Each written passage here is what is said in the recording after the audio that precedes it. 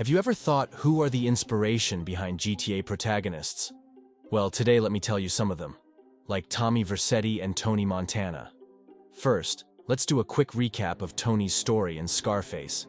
He arrives in Miami as a Cuban refugee and quickly gets involved in the gritty drug trade, working his way up the criminal ladder through sheer ambition, violence, and a disregard for authority. His meteoric rise is matched only by his dramatic fall, as paranoia and hubris consume him. The writers at Rockstar clearly took heavy inspiration from Scarface when creating Vice City and Tommy Vercetti's character arc.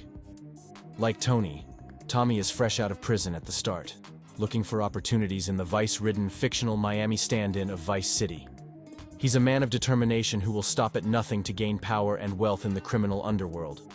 Rockstar absolutely nailed capturing Tony Montana's over-the-top persona and translating it into video game form through Tommy. From the iconic bright red Havana shirts to the slick talk and uncompromising brutality, you can see flashes of Al Pacino's performance throughout Tommy's actions and dialogue. In my opinion, Tony Montana is one of the most iconic movie gangsters of all time, and Rockstar did an incredible job of bottling that gangster spirit and attitude into the character of Tommy Vercetti. Seeing the world is yours, constant echoes in Vice City's story and gameplay, really makes you feel like you're living out your own, deliciously over-the-top criminal fantasy inspired by Scarface. It's video game storytelling at its finest. Next, CJ. He is inspired from his own actor. First off, we have to give props to young Melee, the rapper and actor who provided the voice for CJ. A lot of CJ's overall attitude, mannerisms, and line delivery were directly inspired by Melee himself. You can hear shades of Melee's own life experiences as a young hustler from the streets coming through in how CJ carries himself. Personally, I think having an authentic voice talent like Melee grounds CJ in a realness that really sells his character. It makes him feel like he leapt right off the blocks of Los Santos, rather than being some fake caricature. Beyond the voice, you can clearly see CJ's look and style was heavily influenced by iconic 90s West Coast hip-hop culture. Those bag JNCO jeans, the fitted caps, the hair braids, it's all a dead ringer for the classic looks that guys like Snoop, Dre, Cube, and the whole Death Row camp were rocking back in the day.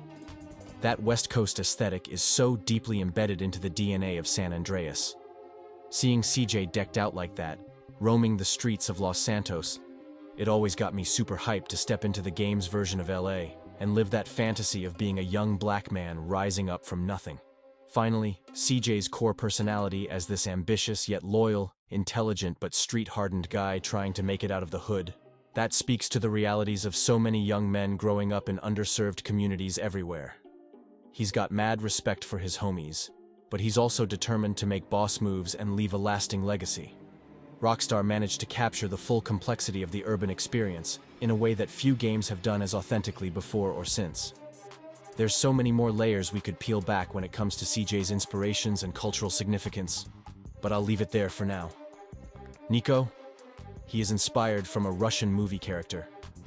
Right off the bat, the physical resemblances between Niko and Mashkov's character are pretty striking. From the buzz-cut hairstyle and chiseled facial features to the muscular, stocky builds, you can't help but see the visual parallels. But the connections go way deeper than just looks. Every time I see Niko's battle-hardened expressions and hear his thick Eastern European accent, I'm instantly reminded of Mashkov's performance as the determined, heroic, yet world-weary Sergeant Kozlov. Both men are former soldiers with extensive combat experience from the Yugoslav wars. This upbringing has clearly jaded them and instilled a survivalist mentality where they're comfortable using violence to protect themselves and their loved ones from the cruelties of war. You can see this killer instinct shine through in Niko's unflinching ability to neutralize threats throughout the game's story. The writers did an incredible job translating that military grit and ruthlessness from behind enemy lines into an interactive character. However, like Sergei, Niko still operates by a strong personal moral code. Despite being immersed in the criminal underworld, he has certain lines he won't cross when it comes to harming innocents or being disloyal to family and friends. Qualities that make him a surprisingly sympathetic anti-hero. This duality of Niko being painfully human and three-dimensional, yet able to delve into heartless violence when necessary, is what makes his character so compelling to me. It's clear Rockstar looked to Mashkov's performance to nail that balance. The one area I think they fell a bit short is capturing Mashkov's more humorously sarcastic side. Niko is quite dour and brooding in GTA 4, when a few well-placed comedic quips could have made his persona even more dynamic. But overall, I'd say Rockstar did an excellent job using behind enemy lines as a blueprint to craft an instantly iconic, multifaceted lead character in Niko Bellic. Let me know if you agree or have other thoughts on his inspirations down in the comments. Now let's come down to Michael, the Francesi connection. Let's start with Michael Francesi, the former New York mobster who was once considered the heir apparent to the Colombo crime family. You can see some distinct physical similarities. The slick silvery hair, the machismo tough guy aura, even down to Michael DeSanta's love for bold print luxury shirts. But the parallels extend beyond just aesthetics. Like Francesi, Michael rose quickly up the ranks of organized crime thanks to his cunning intellect and ruthless ambition before getting locked up. And upon getting released, both men struggled to reintegrate into normal family lives after being consumed by that criminal lifestyle for so many years. Personally, I can't help but imagine Rockstar writers were inspired by Francesi's no-holds-barred stories of his glory days as a cash-motivated yuppie don who did whatever it took to stay on top, before having that ripped away. It perfectly mirrors Michael's arc. However, I'd argue Michael DeSanta owes his biggest debt to the iconic fictional mobster Tony Soprano from The Sopranos. From his brutish swagger and disdain for modern femininity, to his crippling anxiety and self-loathing over his life's moral failings, Michael is practically a sun-drenched West Coast version of Tony. Like the New Jersey mob boss, Michael is constantly grappling with his dueling identities as a feared criminal patriarch and a struggling family man desperate to control his psychopathic impulses. His home is a fortified mansion, yet he's miserable. He projects an image of having it all while being mentally stuck in the violent past. It's some of the juiciest writing an acted Rockstar has ever crafted. Michael's constant dark humor and ability to break the fourth wall with hilariously profane quips reminds me so much of James Gandolfini's iconic performance. You can't help but find this self-aware monster darkly funny at times. My one lingering question is whether Michael's apparent ineptitude compared to Franklin and Trevor's resourcefulness is a deeper reference to Soprano's own feelings of being past his prime, or if it was simply lazy writing to necessitate a third protagonist. Regardless, Michael DeSanta solidifies GTA's reputation for crafting rich anti-heroes steeped in crime mythology, yet remarkably human. He contains multitudes of both real-world influences and fictional archetypes, linked by a common theme of masculinity and crisis. Trevor. He is confirmed inspired from Charles Bronson. Let's start with the obvious. Trevor's physical appearance is practically a dead ringer for classic Bronson roles like Death Wish's Paul Kersey or The Evil That Men Do. From the weathered mug and tightly cropped hair to the muscular, intimidating physique, it's like the developers at Rockstar ripped Bronson's image straight out of a 1970s crime flick.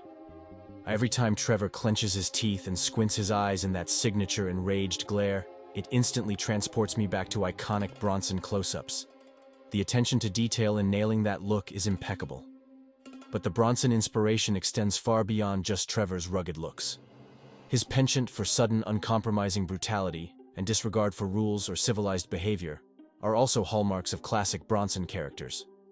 Like Kersey, or The Evil That Men Do's Vince Majestic, when pushed too far, Trevor becomes an unstoppable force of violent retribution.